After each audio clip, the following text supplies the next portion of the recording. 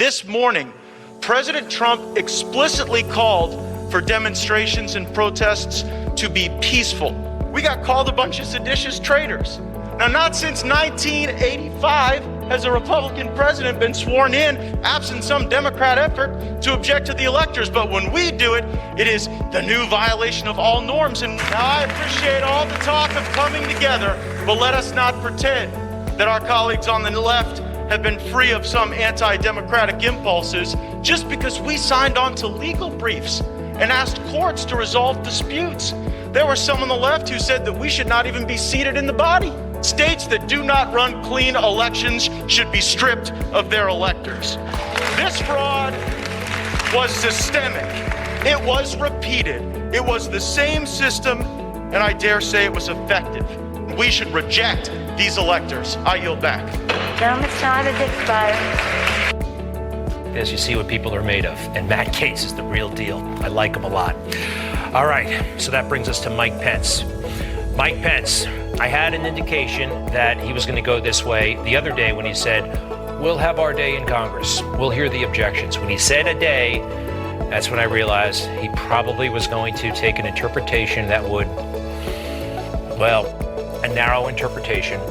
A lot of people believe that the vice president under the 12th Amendment has plenary power, absolute power almost, when it comes to electoral matters once the votes are being counted. He disagreed. And yeah, reasonable people can disagree. It happens all the time. We see 5-4 decisions from the Supreme Court. But he chose a certain way, and this is what happened. The votes for President of the United States are as follows. Joseph R. Biden, Jr.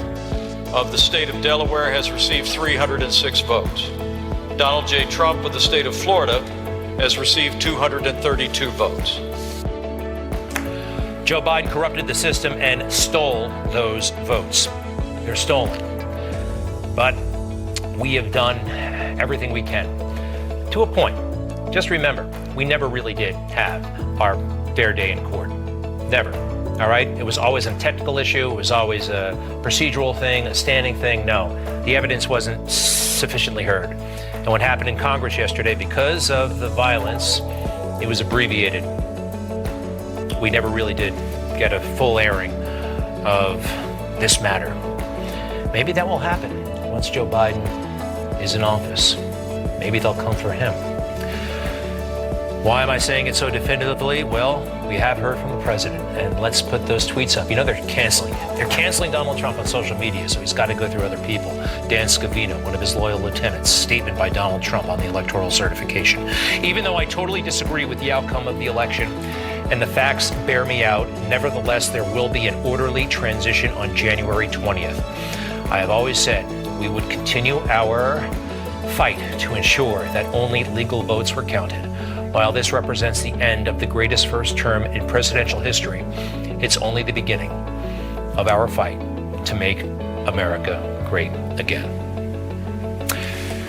You know, President Trump, I wasn't always a fan. I first met him in 1987, and I was a little bit skeptical. I was a college freshman. But over the years, he impressed me greatly. Do you remember his inaugural address? That was something, it was both his finest moment, and it also planted the seeds of, impeachment and the election fraud. When he went there and told them that he would be working for us and not them. We are transferring power from Washington, D.C., and giving it back to you, the people.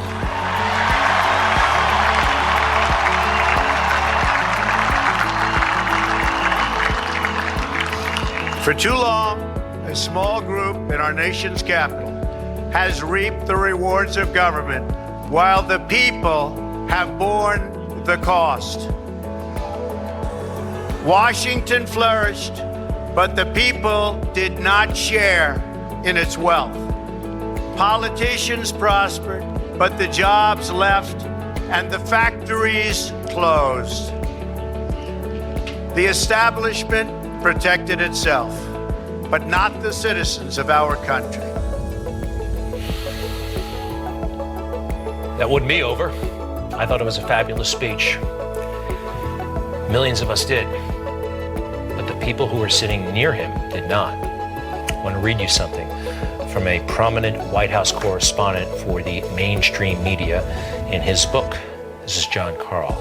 He said, those words were pitch perfect to millions of Trump supporters around the country who believed both parties had failed them. But those words were also a direct affront to the human beings on that inaugural platform, the congressional leaders, former presidents, and former vice presidents seated there. They had come to celebrate the American democracy and the peaceful transfer of power, and it ended up getting a verbal kick in the teeth from Donald Trump in his very first act as President of the United States. It was a well-deserved verbal kick in the teeth. The swamp did not want to be drained, and they did everything they could to stop him.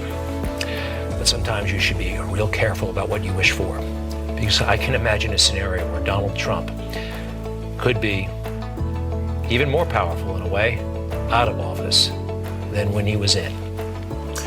Let's see what happens, folks. I am deeply, deeply disappointed in the results, as I know you are.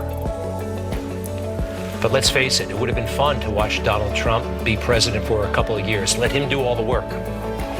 Let him say the outrageous stuff. Let him stick his neck out. Now it's time for all of us to join the fight. A lot of us were on the sidelines, just watching, rooting him on, enjoying it, but not getting our hair mussed up, not getting dirty ourselves. It's about to change. That's about to change. Epoch Times, and we stand for truth and tradition. 90% of news outlets in the United States are controlled by 6 corporations. They're not out to tell you the truth of what's happening. They're out to tell you the picture of the world they represent. The mission of the Epoch Times is to chase the truth, to ground all statements in facts, and prevent people from being misled. This isn't just a mission of the paper, it's a mission of those involved in it. It's something we truly believe in. The Epoch Times is independent. We're not controlled by any special interest, and we never will be. The Epoch Times is a nonpartisan media. That means we don't stand for any political party. Our values are truth. This is a battle between truth and deceit.